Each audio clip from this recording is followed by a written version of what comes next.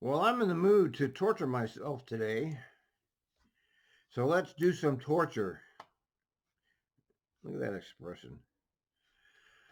I love the Klaus Schwab outfit she's got on. It's just fantastic. Dr. Gonzalez, did you have any additional questions? Ozzy, wake up.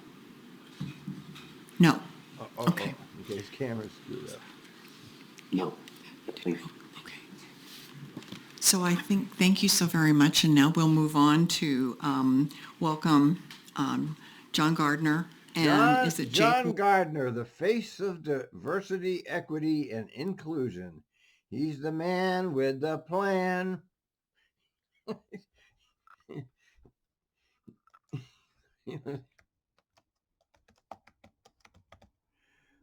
He's the man with a plan. Oh, I don't know. I probably can't play this because it will. There's a Stevie Wonder song. He's Mr. Know-It-All was the name of the song. If I put that on here, they'll probably delete my video, so I can't use it. Remember that song? He's a man with a plan. He's Mr. Know-It-All. That was a great song. That was a long time ago, so probably most people don't remember it. Or from a spousal for preliminary report on the Title VI. It's Title VI. Equity, yeah. Well, welcome. It's equitable because they're doing it to everybody, so they're not singling out anybody in particular. Everybody's getting screwed on this one. So let's listen to him. He's the man with the plan. Thank you, President Simmons, and good morning, Board. And I'll introduce Jake War a little fully later as we get into the presentation. Okay. But thank you again to have some time to talk to you through Trimet's preliminary Title VI program analysis. Next slide. So this morning, I'm going to give a little bit of background on our fare increase history, some of the public outreach that you all heard about last week. That is a required element of our Title VI program. That Jake will walk you through the initial Title VI findings. This is the highlights of the findings. You'll receive a full report ahead of Everybody loved it. They said, "Yeah, raise our fares, please. We think you're doing such great work. We're gonna pay more, even if you don't make us pay more. We're gonna pay extra just because we like you." Board meeting, and then we'll have a break, and then we'll come back and talk about mitigations. Okay. Next slide. Okay. So I think this is really important to understand, and it actually came to mind, this information about our history and our planning around a fare increase based on a conversation I had with a TIAC member in December who was new to TIAC, but thought that this idea of a fare increase was coming out of nowhere once the board made the announcement for us to pursue the conversation. And so I thought it would be helpful to give you all just... It did come out of nowhere. We already heard it. I'm not playing it again. We heard, what's her name, tell us that the banks told her to get more money from those serfs, or we're not going to give you your bonds. And you can use those bonds to pay off all your fat constituents and your technocracy. So get more serfs money or we're going to cut you up. That's what we heard. That's the fact. A recount of the formal or the communication we've had around a fare increase over the last 7 years.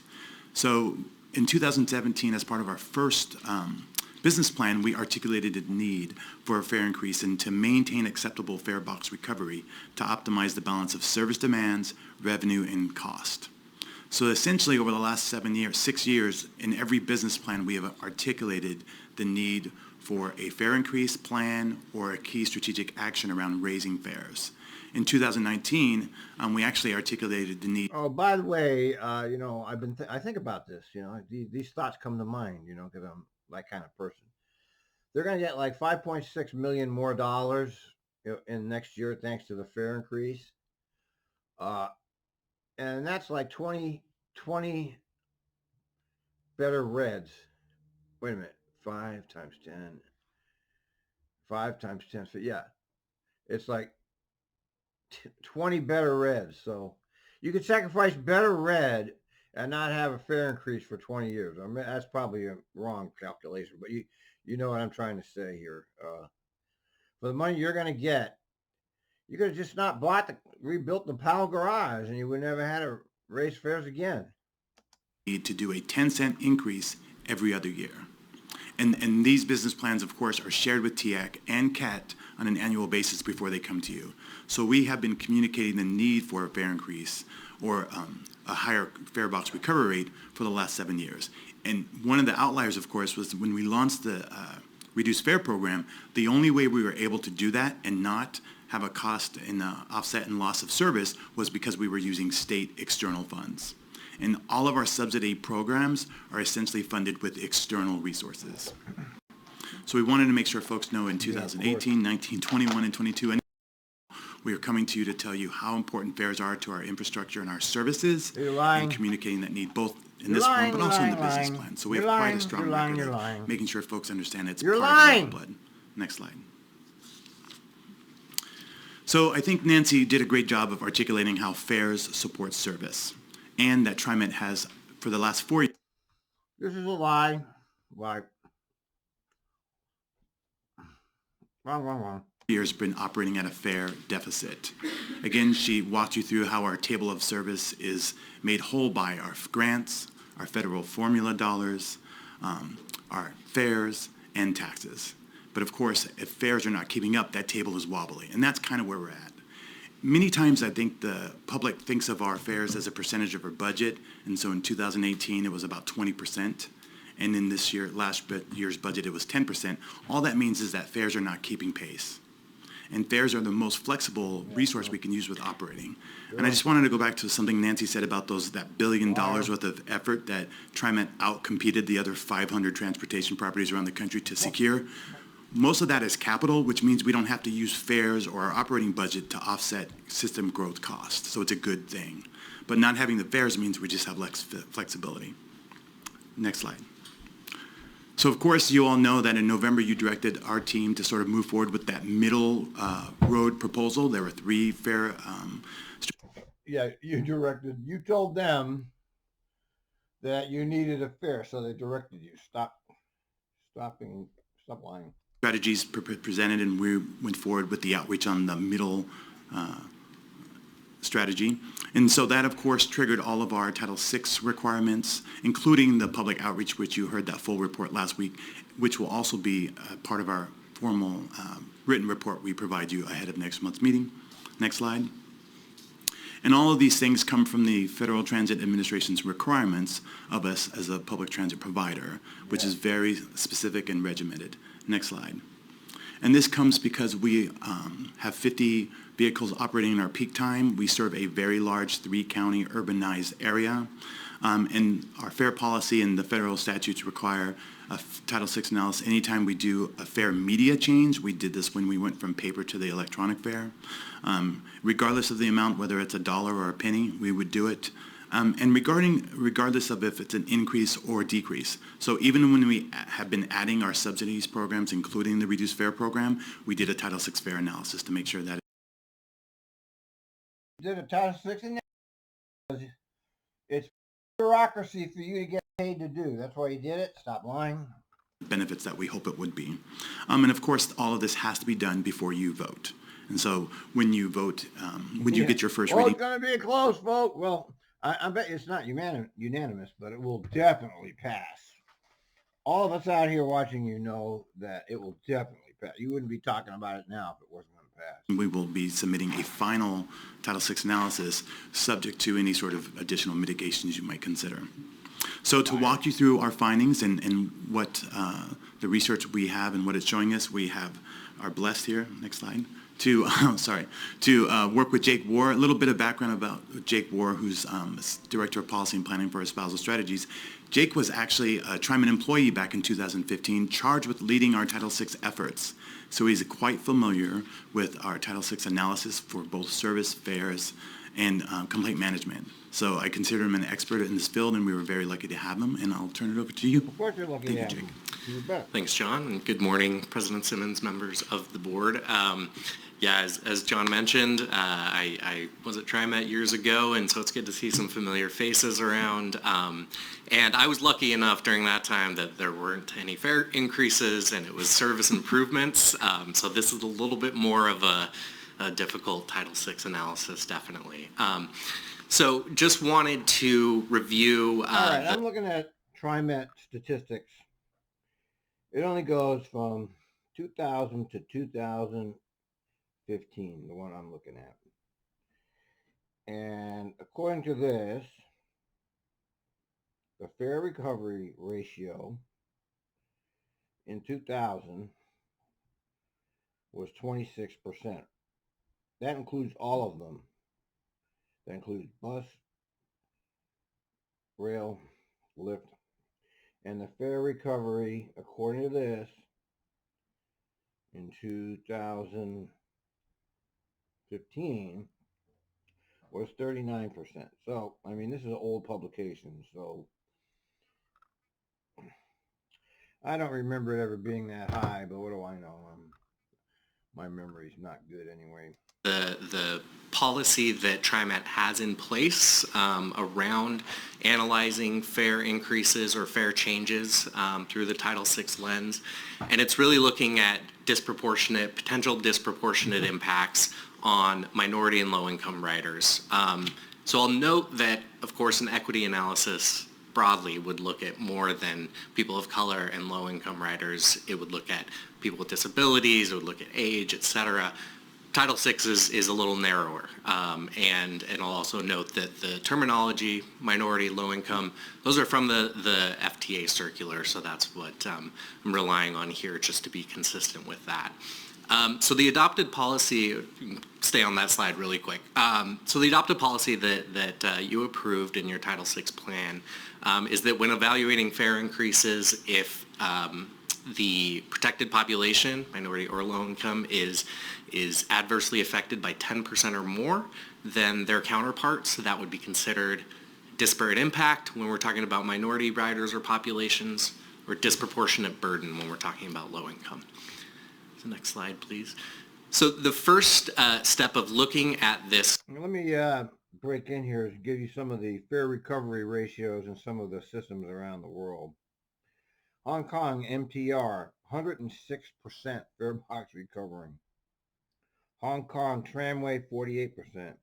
Hong Kong Kowloon Motor Bus, 100%. Hong Kong City Bus, 72%.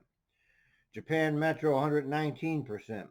Japan Central Rail, 245%. Japan is kicking it, man. Of course, they have the service. That's just great. Plus, they all stick them in there. Wow, Japan is over 100% fare box. Now, how about Europe? Austria, 49. Germany, 70. Belgium, 35.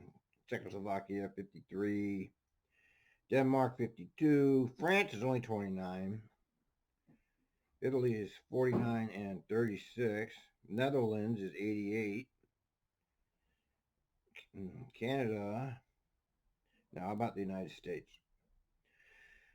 Amtrak, it says 95. MBTA, 35. Well, we know that's wrong now. MTA bus is only 13. I thought the MTA was...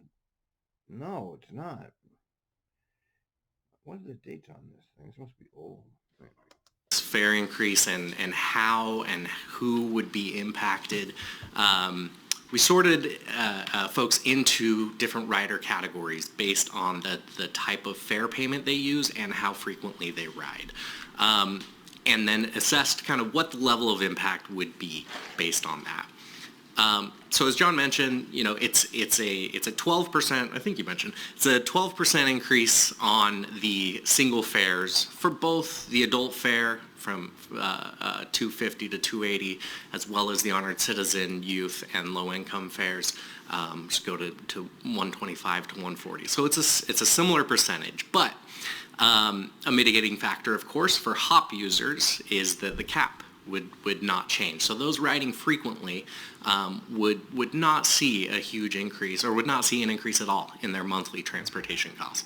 However, those who have not adopted the HOP Fast Pass yet, those who are tapping on board with credit card or mobile wallet or using cash, those folks are going to see a 12% increase without any sort of mitigating factor of the cap. So those are the most... Oh, wait a minute. Look at this. This is an interesting article. In 2015, Trimet's fare box recovery ratio is 39.1%. Funnily enough, The blog post seems to have made the numbers out of thin air. They quote a 2011 FRR of 27.8%, while Trimet's published numbers are 35.9. Yeah, I wouldn't go by Trimet's numbers because they lie. They're just like every other government agency. They twist it around and make themselves look good. And there's no way you can audit any of it. So most impacted riders. Second to that are those who are less frequent but are using HOP. So they are not reaching the fare cap. So they are also seeing a 12% increase in their monthly transportation costs. However, they do have the opportunity, those particularly who are close to reaching the cap on a monthly basis, to take advantage of that. So some might actually take additional rides to reach that cap and then be able to ride the rest of the month without additional cost. As I mentioned, those who ride most frequently currently reaching the cap, little to no impact. The one potential impact is that they would need to pay that full monthly amount, $100 or $28, depending on the fare. They have to ride 20 days out of 30 days to reach that cap. In fewer days, so that could have a small impact. And then other fare payers of other types should not be impacted by the increase. So then looking at potential disproportionalities, there were really two sources of data for this. There was the Planning Future Transit Survey that Trimet conducted in 2022, and then the survey around this specific fare increase that was just conducted. And so on this first piece of the analysis, it's using that Planning Future Transit Survey, looking at fare payment type and who falls into those categories based on ridership. So if we're looking at the threshold, that 10% threshold, the one that stands out is that minority riders, a greater percentage, by 13% of minority riders use cash or credit on board to pay their fares. Oh, so cash. That's right. Cash riders don't get this. Yeah, that's right. They fall into that highest impact category. The other categories of riders did not meet that 10% policy threshold. And if you note that 17%, you might say, well, that's greater than 10% on the second highest. But that's actually in the percentage is higher for the non-minority riders. If that was flipped, that could also be a potential disparate impact. Next slide, please. So the second part of the analysis, and this was something that I actually have not seen that I think is Trimet should be lauded for, is in surveying folks about potential impacts, you just asked directly whether folks would be impacted and how large of an impact they expect it to be. So when we're looking at the responses to that survey by minority riders, those expecting a large impact did meet that 10% threshold. Yep. So 47% of minority riders surveyed said they... Yeah, I mean, look at it, man. 77% said it was going to have an impact. And even non-minority, 73%. Expecting a large impact, 47%, and non-minority said 35%. Would take fewer trips. Most majorities in both minority and non-minority. So you're shooting yourself in the foot, Trimet. You do know that, right? But you're going to do it anyway because the banks. expect a large impact from this increase compared to 35% of non-minority riders. So that does hit that 10% threshold. So we flagged that for disparate impact as well. However, I will note that when asked whether they would take fewer trips, it was a more similar percentage between minority and non-minority riders, so it did not meet that threshold. So in summary, the findings from that disparate impact analysis, the analysis does find that the fare increase would have a disparate impact on minority riders, right. Again, indicated by... Right. He just said it out loud. It's going to hurt minority riders. He just said it. What are you going to do about it? Those who pay cash or credit, and those who report that they expect to experience a large impact as a result. Yep. Okay, you just said it. Next slide. So then the disproportionate burden analysis on low-income riders. Here, as I walked through before, sorted into fare categories and ridership levels. None of these met quite the 10% threshold that is the Trimet policy. However, I will note that in both cash or credit users, it's close to that threshold. So we do have a higher percentage of low-income riders paying using cash or credit card on board.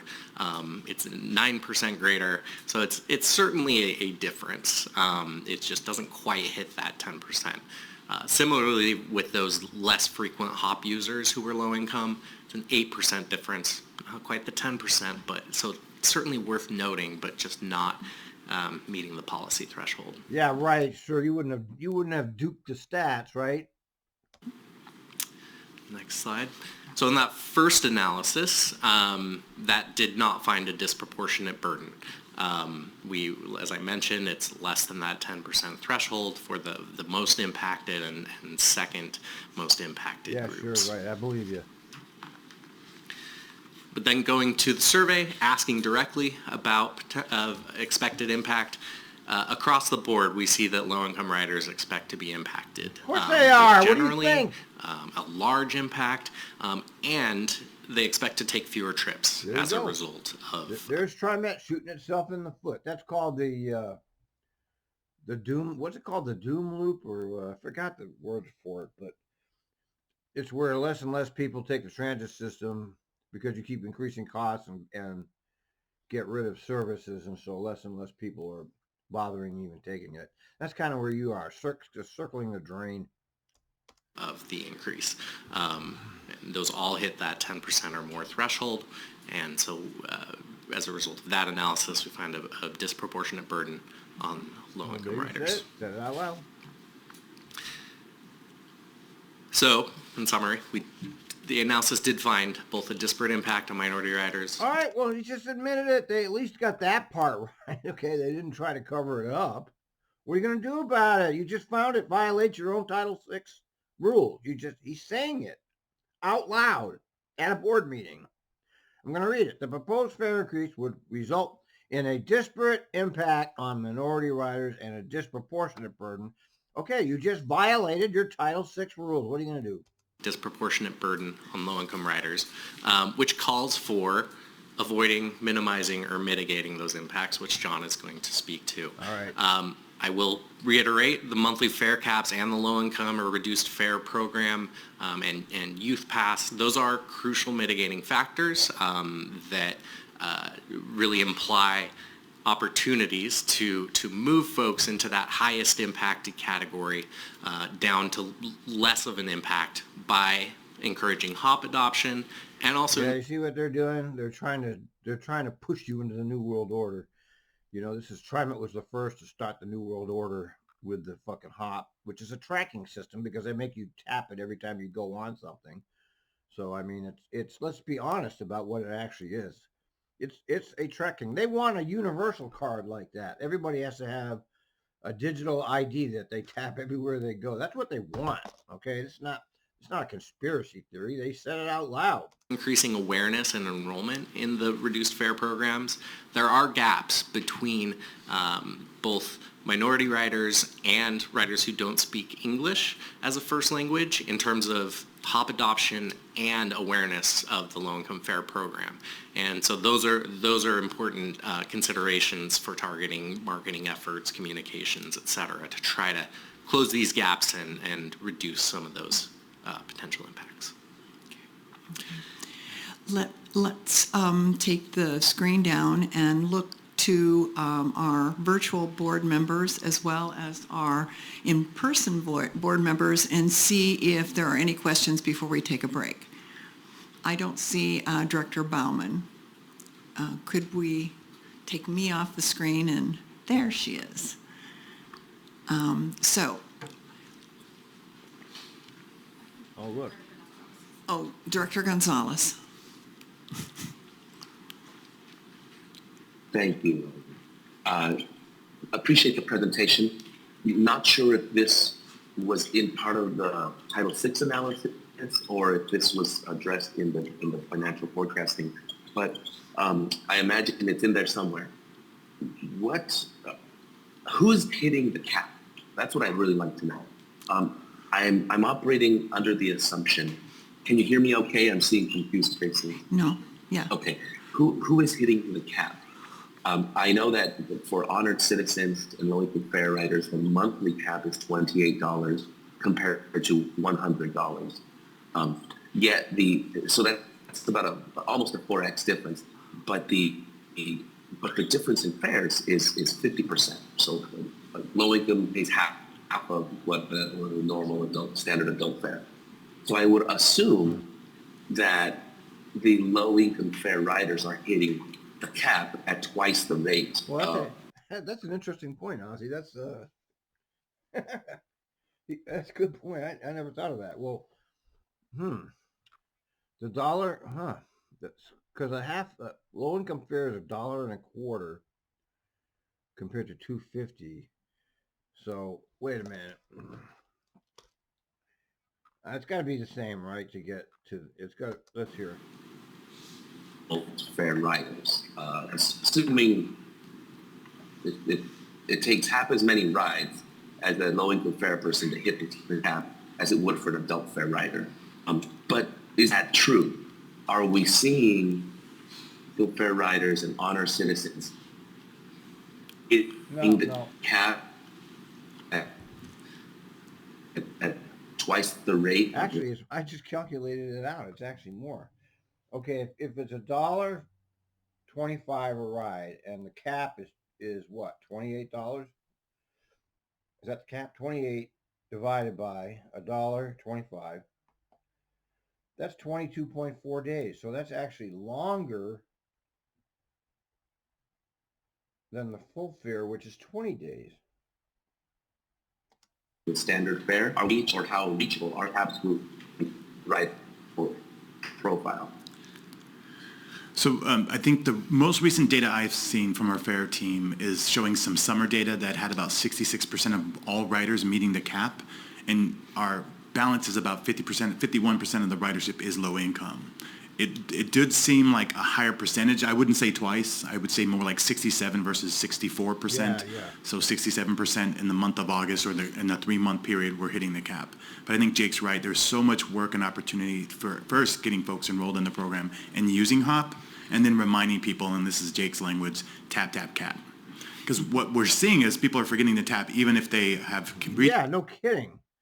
Because in the old days, you had a pass, and you didn't have to go through this every fucking time you got on and off a vehicle, which is objectionable. I mean, people get cited for not tapping, which is just an abomination. It happened to Eli. He had a valid pass, but he forgot to tap, so they gave him a citation. The cap or not. So there's a lot of opportunity there, but and I think even in that snapshot from last summer, there's a lot of 36% growth, so people can get the full benefits. And I would add that was kind of the goal of the analysis, was to look at who is riding more frequently and therefore reaching the cap. Kind of imperfect data as far as we don't know exactly the number of trips, so sorted into frequent riders, regular, occasional, and infrequent, that don't have specific numbers tied to them as far as how many trips and therefore whether they're reaching the cap by fare type. Actually looked early on in this work at the fare survey in 2018 that did ask about number of trips per week, but realized 2018 today, that's certainly a whole different context in so many ways, and so did the best we could to kind of get to that with what we have. Right. Director Bauman. Yes, thank you. I enjoyed the presentation. That was a lot to take in. You know, my recollection is that when we get reports, when the board receives reports about the use of hop cards, we hear that it's, great market penetration, I guess. I seem to recall something like in the 80% or more of riders are using hop cards. And so I was surprised to see this in your analysis of what looked like a relatively large percentage of folks saying they don't use hop cards. Is that self-reported, or does that come from our own data? From from what I used, it was, self-reported from the surveys. I see. Okay. There seems like a disconnect. Maybe others don't. Maybe they can be reconciled, but. And I think the disconnect came from the 85% numbers you're hearing, and the fair presentations are fairs collected. But we went very deep into our community-based organization partnerships, and you can even see this report tells you that we need to do a better job with minorities and low-income riders. Well, that's who our community partners serve, and that's the majority of the survey respondents. You mean the poverty pimp? The poverty, when he says community partners, he means poverty pimps. So it's skewing the data a little bit, but it's also showing us where there's the greatest opportunity. Right. Any further questions, Director Bauman? No, that's all I had. Thank you. Any other, Director Lewis? Just a quick question on the HOP card. Is it in other languages or just English only? I was just curious. If you go to the HOP site, there is the HOP program is translated, and we're launching some new software even in the next few months, hopefully, that will translate into all of our 13 languages, or 7 to 13 languages. But you only see the language if you have computer, go online. The card itself is in English. Yeah, yes, the card is in English. Our 42 community-based registration sites provide multiple languages and how to write training, so that's how we sort of support that group. Okay, thank you. Any further questions? Director Way? Sorry, thank you. I do have a clarifying question. So I think it was slide 10 where it was a chart on the writer categories and impacts. And I'm just wondering why youth or students weren't listed in writer category, because there is a proposed increase of 15 cents. Yeah, in this case, the survey data that was available did not have the fare type. It had the fare medium, so it had HOP versus cash credit. So that layer wasn't available. It was simply a data limitation there. But yeah, you're correct in that, especially that folks who have the youth pass or have honored citizen, et cetera, I mean, they don't need to ride as frequently to reach the cap. But again, we don't quite have that level of detail to say who is and who's not reaching the cap and what type of fare by how frequently they ride using that survey data. Wouldn't that data be important to just continue our equity analysis work? I just imagine as young people are, they're a significant Stop asking questions, Kathy. demographic that is using our system. I would argue that a lot of them are also identifying as youth of color, low income. Yeah, certainly. And I think part of the challenge with these surveys, they're different than kind of the onboard fare surveys that Trimet has done in the past, and maybe John can speak to that. But yeah, and I think in going back to the sort of the schedule of activity, we were planning to do the onboard fare survey, person to person, but of course the pandemic did not allow for that kind of contact. Well, you could have been doing it for the last year. Why didn't you do it? The scamdemic. Say that we don't look, Title VI doesn't look at youth, they look at poor or minority. So we are capturing them within those contexts. Just like Jake said earlier, we don't look at individuals with disabilities. What about poor minority youth? What do you mean you don't look at youth? We look at, are you poor or minority? That's the expectation for the Title VI review. We do usually collect a lot of that other information. You got all these rich people conducting the reviews for the poor people. I just love America, don't you? Just such hypocrisy in everything. In everything our lives are, it's nothing but endless hypocrisy. People on the bottom get crushed and the people on the top keep getting richer. I guess that's the way of the world. I guess this is just how it is, right? And then our just normal outreach. Yeah, I think I would just, there's the bare minimum, right? That Title VI allows by federal law agencies to follow. So I'm glad that we're, doing the standard, right, of level of analysis. But I think as a transit agency, and particularly just the comment that I'm making around if we're trying to increase the youth pass, I think we can go a little bit above and beyond just, what the federal government requires us to do, and do that. include more youth data Yeah. or youth data into this picture. Because as a board member, I would want to make the most informed decision as I can with this fare increase and see how all these different populations would be impacted. Director Way, I think that's a great comment. I would definitely say this is above and beyond. It doesn't reach every population, but it reflects that. And the questions we asked and using the surveys we did are more than just asking the one question for each of the populations. So, but I think you're right. When we can do more, we should. Great, thanks. We, the rich people of the Portland metro region, will make a decision about you poor people. We will decide what's best for you because we're rich, you're poor, and poor people don't get to say what we do. Only rich people get a vote here. Okay, Director Edwards. That was part of my question, I guess, as well, in regard to trying to capture those that are not low income. Just vote no. Vote no. Put it off a year. Vote no. Everything is going the wrong direction. Don't you pile on top of it too now. And are not minorities, and being able to capture that information because they're impacted as well. Those that have accessibility issues. When I looked at this number too, the 10% that was forecasted for last year, that I'm sure they had to take into consideration that the ridership has been down. And so even if we increase the fare and the ridership goes down, what are the assumptions going to look like? Yeah, right. You increase the fare, the ridership goes down. It's a wash. To the percentage, It's like when they start the tolling, all the traffic will move away from that road to another road, and so you'll jam up the other road. I mean, all of this is regressive. All these so-called leaders who are actually nothing but parasites are doing everything wrong right now. Every single thing they're doing is hurting you and me and everybody who's not part of the elite club of the budget.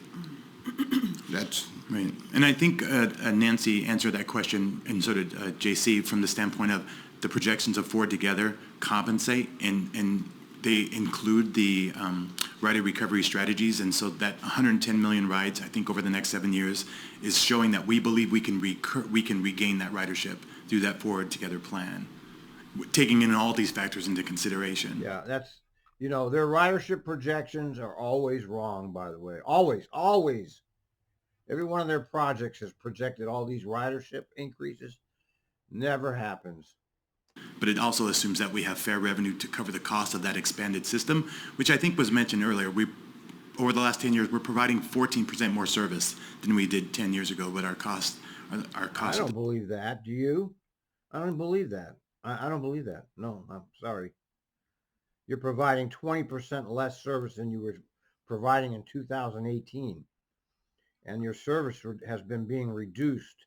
I was working there when you were cutting service. Okay, don't lie to us like that. The same. So, but I think if you dive back into the rider recovery strategy within the Ford Together plan, you'll see that it's not relying on going downtown. It really is supporting people where they live and the communities in which they travel, which is in Hillsborough and Tigard and Tualatin and Gresham, and as well as downtown Portland. But that's not what it's reliant on. JC. I just wanted to add into, we historically have seen ridership losses after a fare increase, just being very honest. In fact, it's actually forecasted. Nancy and her team look at that. But in the past, it has also come back. So while people may say that they will ride less, of course, they're answering an emotional question at the moment, we do see riders return. So that while it's a consideration. See, you serfs, you don't fool us. We know when we ask you a question, we don't actually mean to follow it because we already know that you have no other way to get around.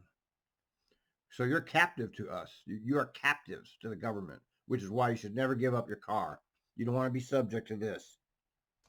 it is, I mean, it's not one that we feel is insurmountable. Of course not.